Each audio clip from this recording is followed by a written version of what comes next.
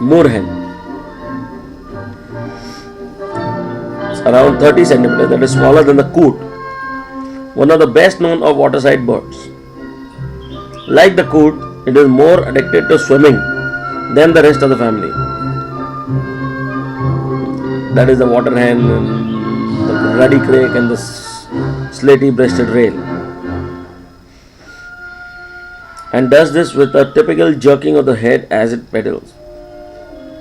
When walking, the tail is held up and flirted to show the white patch underneath.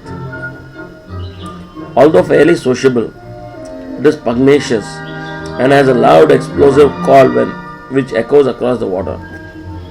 Found throughout the area on ponds, lakes, geels or ditches.